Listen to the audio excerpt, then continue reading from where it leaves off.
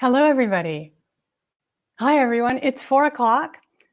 I will give you all a moment to come in because I don't actually know how long it takes for this to start broadcasting on various platforms. And I would hate to start talking just into the ether for nobody. But hi, it's really good to have my very first LinkedIn Live. And um, welcome. As you know, I'm Julia Poger. I'm a business, conference, and diplomatic interpreter, and I work from French and Russian into English and back from English into Russian. And as you most probably know, if you're here, I also run a business called Know Your Worth. And Know Your Worth is something to help people, and in particular interpreters, but frankly, quite frankly, anybody in the services industry, but to help you get your name out, to sell your services, to understand marketing and negotiating so that you are able to get the work that you want at the fees you want and with the conditions you want. And once again, welcome to my very first LinkedIn Live, which is pretty kind of exciting. So I would love to see where anybody is from. So where are you guys all from? You can put it in the comments, and whatever platform you're on, I will get the comments right here. So I'd love to see how far away some of you are, since interpreters are from all over the world. And I did put this at a time when you should be able to make it, I'm hoping, fingers crossed. I do realize it's a little bit late for China and a little bit early for the West Coast of the United States. But by the same token, you'll be able to watch this on a recording if you need to afterwards, so that's fine. So first of all, my LinkedIn Live shows will be 30 minutes. They will be an Ask Me Anything format, or an Ask Me Almost Anything, having to do with marketing, negotiating, getting your name out, and selling. But at the same time, there could be some questions about interpreting as well. Now, before I begin, I would like to actually let you know that I took a LinkedIn Live course from Kirsty Ames and Pete Ames, and it's called How to Launch Your First LinkedIn Live Show, which is why I am actually here and able to do this. And I would like to thank them for all of their help and their support. Their support has been pretty fantastic. In fact, Kirsty is definitely here right now.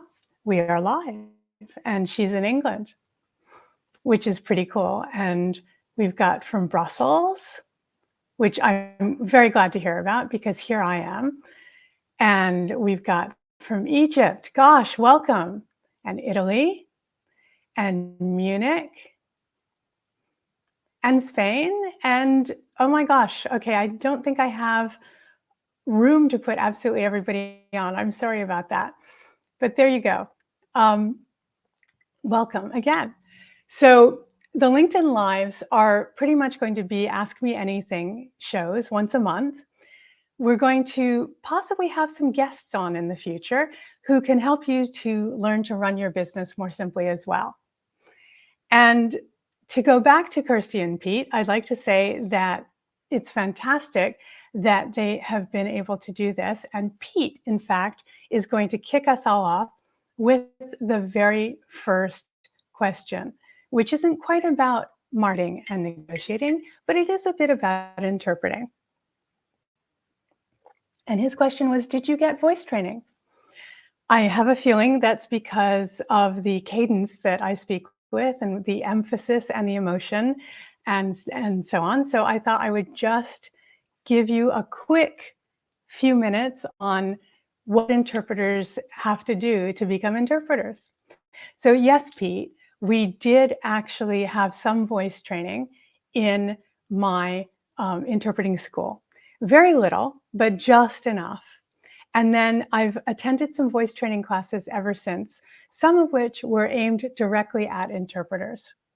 But I think that the thing that has helped me the most is that this is partly my conversational style.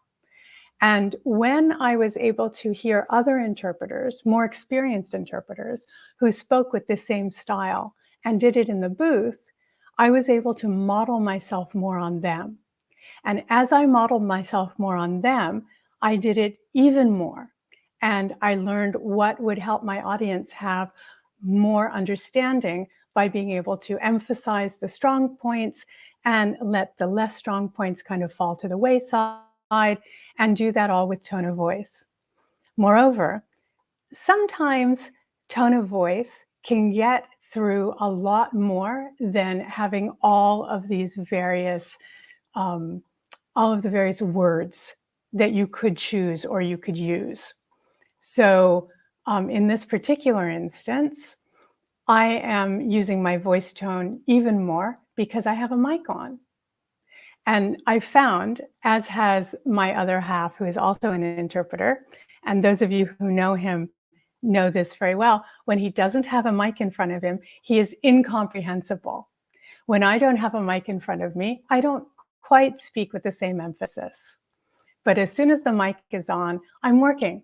And so therefore, and since I've been working for over 30 years now, therefore, I speak with more of the emphasis and the cadence. So thanks for the question. I'm really glad to know that it was something that interested you, and I can point you in the direction of a couple of voice trainers if you ever need one. So that was question number 1. Now we got a second question, which is a bit more of a doozy.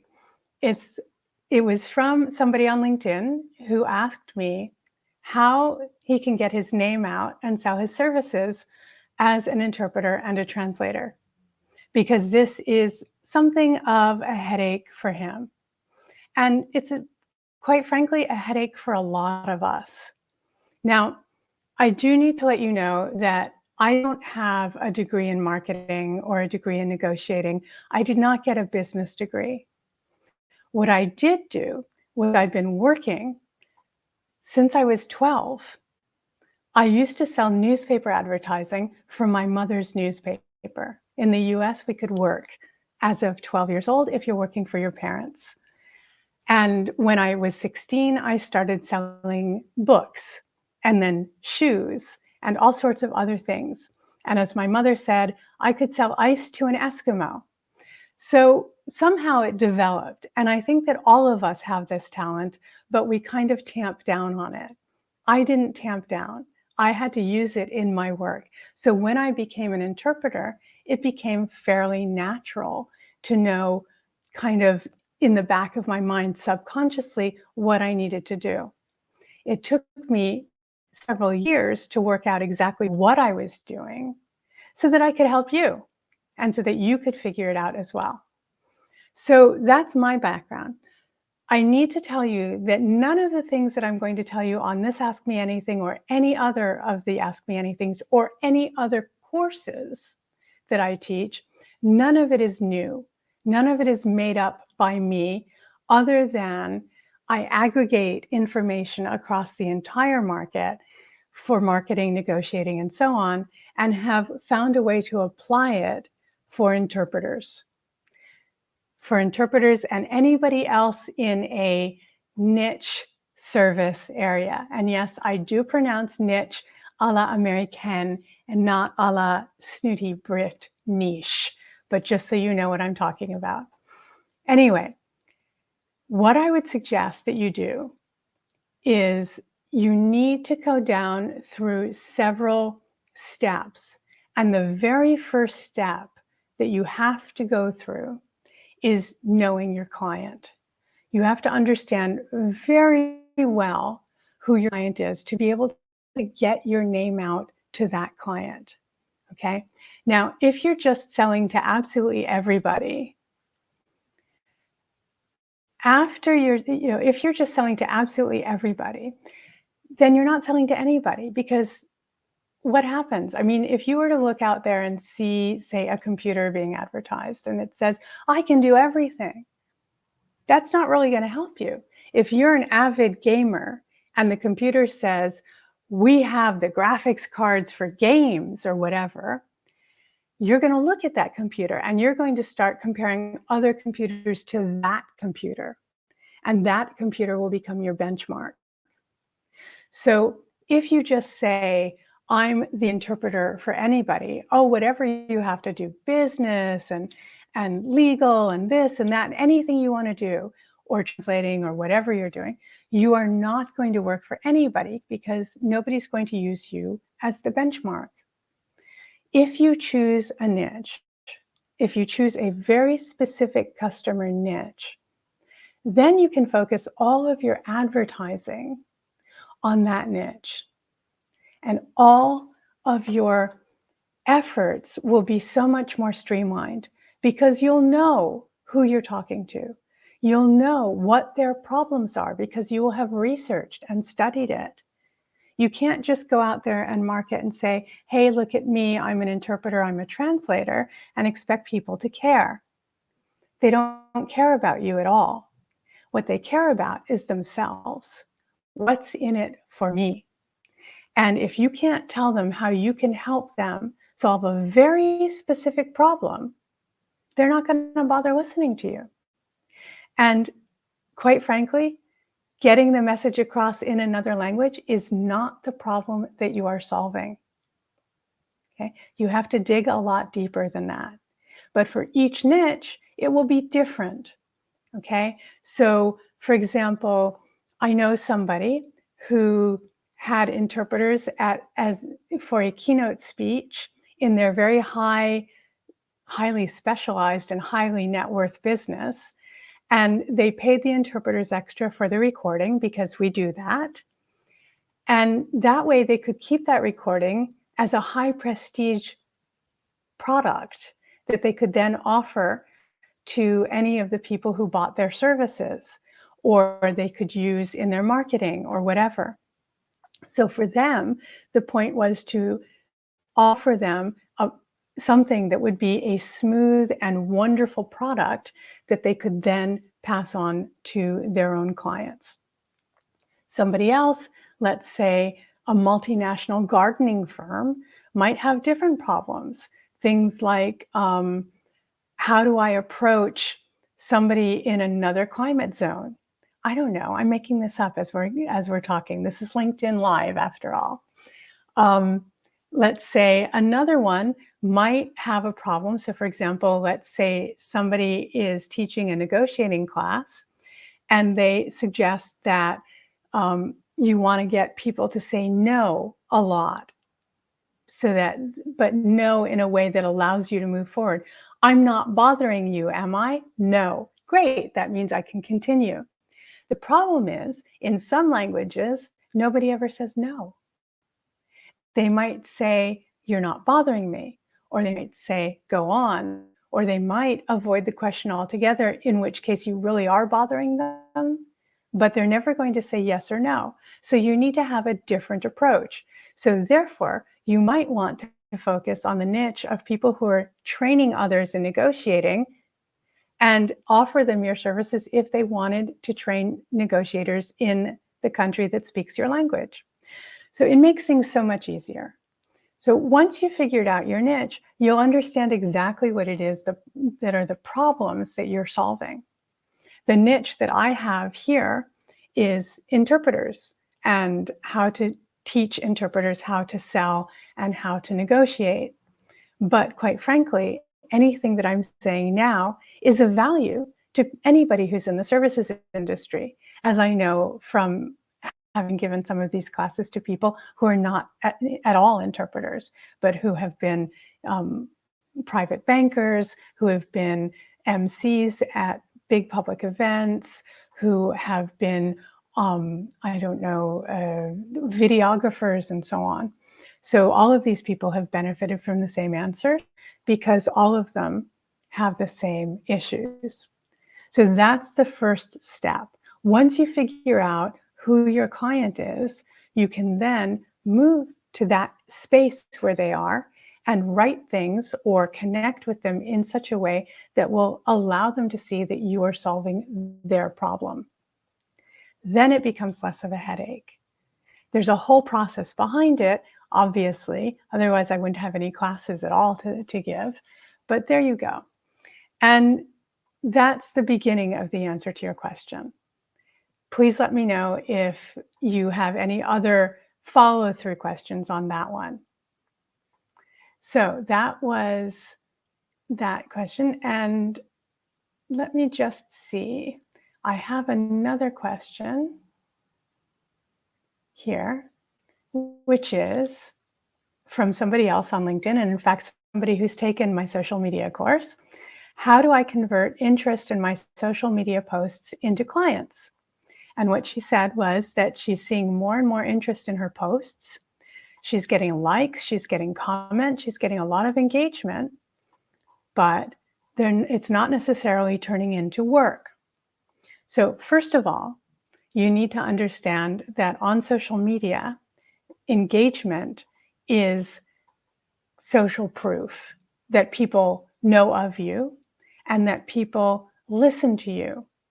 I saw your latest post, in fact, and it was an excellent post. It was one that has been shared around, all about lead nurturing. And this was fantastic because it was aimed at interpreters who don't know what lead nurturing is, which is fantastic. But are the interpreters actually your clients? Are they the ones that you want to be marketing to?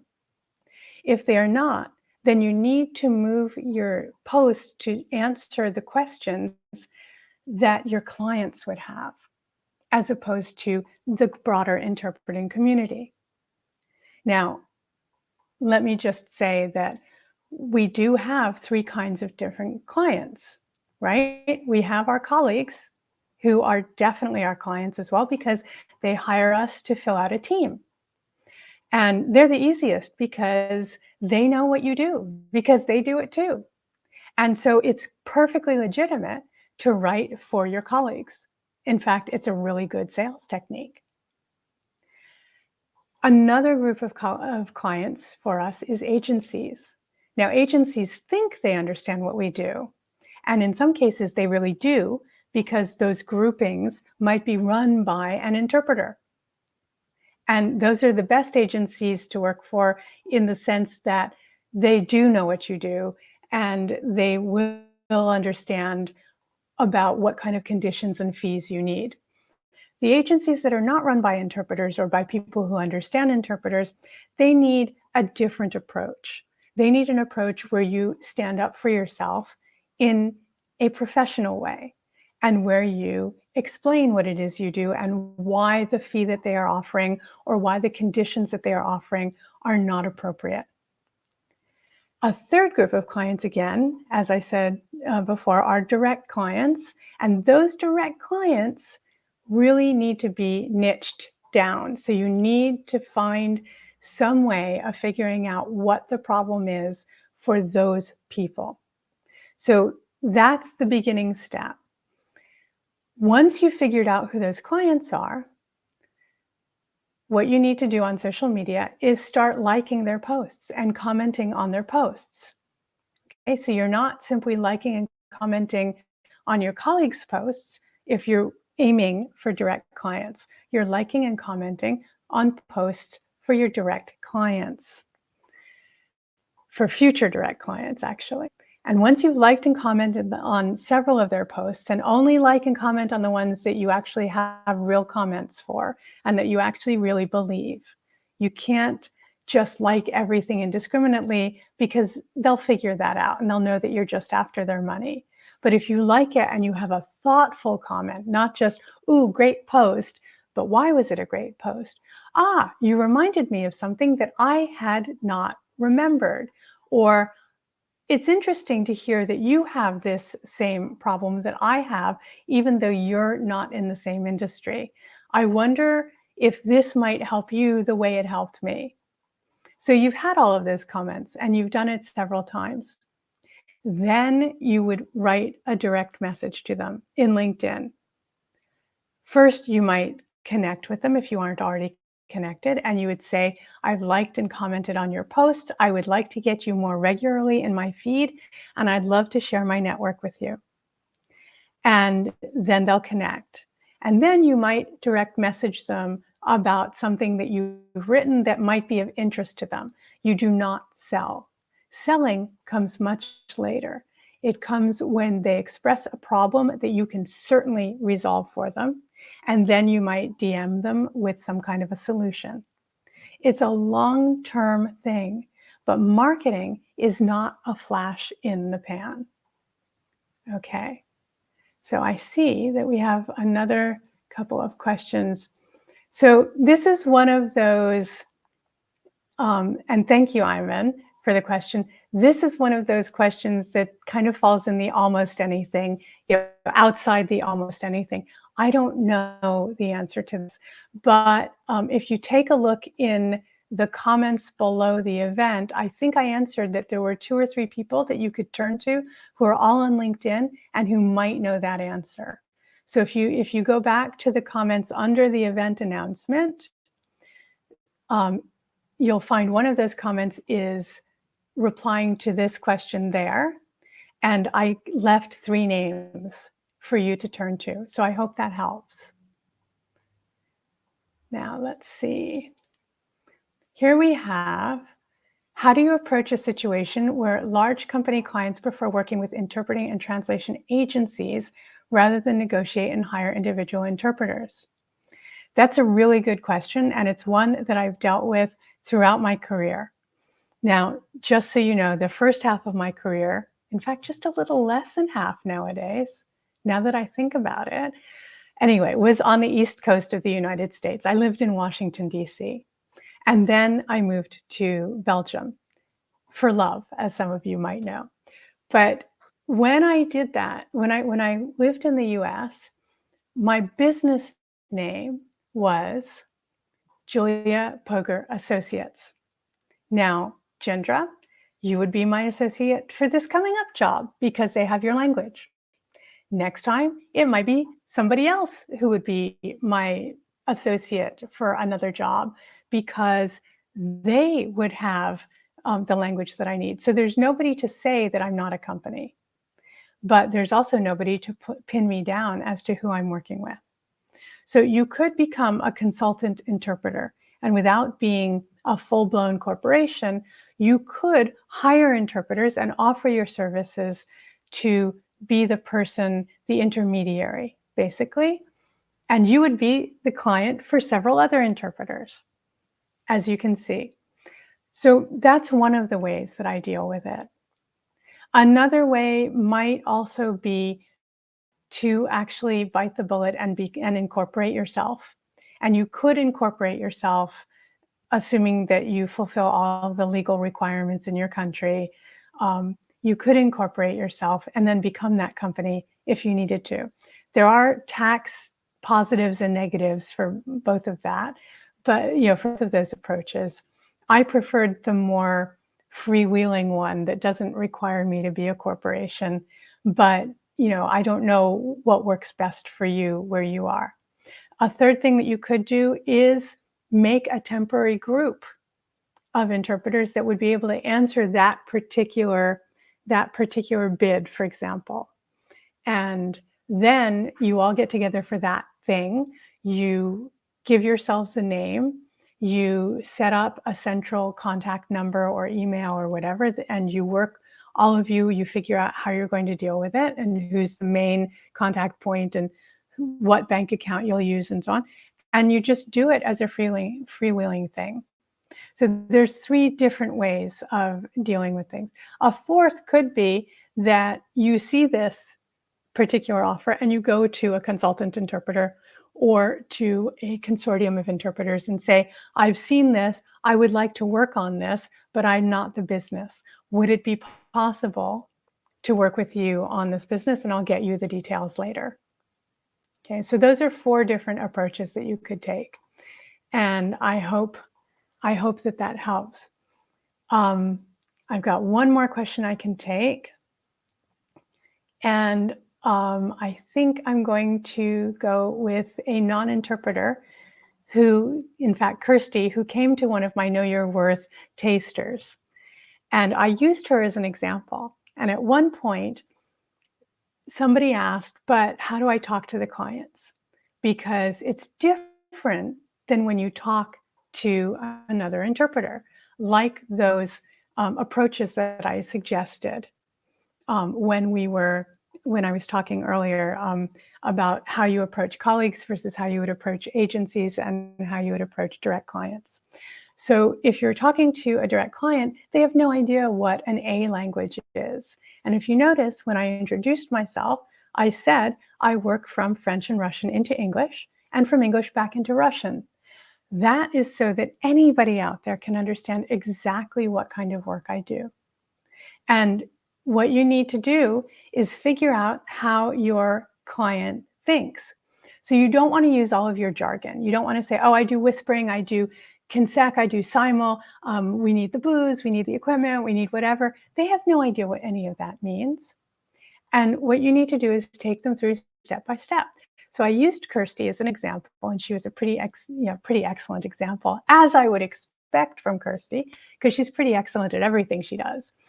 And what I did was I turned to her and I said, Kirsty, would you like simultaneous or consecutive interpreting for this meeting? And she's like, huh? And then I said, okay, now let me rephrase it. Kirsty, would you like to save time or money?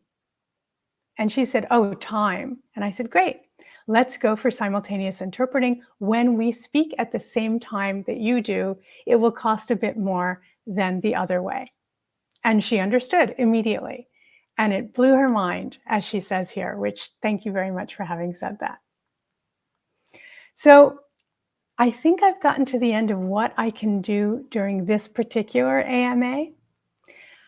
I'd like to just let you know that our next AMA will be next month, next November 5th at 4 p.m. on CET. So that's a Saturday, again, just like today. And I will keep any of the questions that I haven't answered yet from the chat here. But if anybody else wants to come or send me questions in between, send me, DM me on LinkedIn or on Twitter, or just write to me by email, then you're more than welcome to do so. And now I would like to just wrap up with a top tip for you. One single tip that will help you in all your marketing. It will help you simplify everything. And that is know your client. Now, know your client is what I meant when I answered questions 2 and 3, and possibly even 4 during this AMA. Know your client means targeting somebody, not just saying, oh, I work for anybody, but specifically targeting a specific niche. As we've said before, colleagues, agencies, direct clients, all of them are fair game, but you really need to know whom you are targeting and what they are going to want from you, okay? I've written something about this. I've written a document. It's called the Ideal Client Avatar, and it's a workbook for you.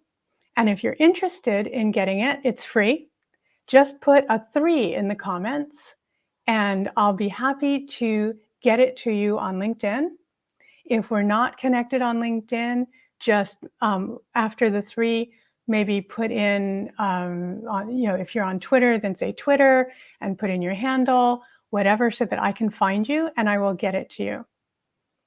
And that way, you can use this document as well. Now, it has been out there for about a year or so, and I know that a lot of you already have it. I'd like to know why so many of you are not yet using it, okay? Know your client is the one thing that I can help you with that will help you to really focus your efforts so that you're not spending all of your efforts a little bit here and a little bit here and a little bit there and a little bit there, and you're really putting it all into one. Remember, you'll go much farther and much faster if you move in a focused way. So that's my top tip. Do remember that this will be up on my AMA playlist on YouTube for the Know Your Worth channel. I'll put that link in the comments below, below the event notification in LinkedIn, and I'll have it in the description of the YouTube as well. what can I say? It's a little bit like telling somebody to come back here when you're here, but at least it'll be there so you can share it with other people if you want to. So the YouTube list will be in the comments. And I think that we have hit our 30-minute mark. So thank you very much for having come to my first LinkedIn Live. I'm really happy that you are all able to come. And really, thank you for your questions. Thank you for your comments. And thank you for your support. I really appreciate it. And I look forward to seeing you next month.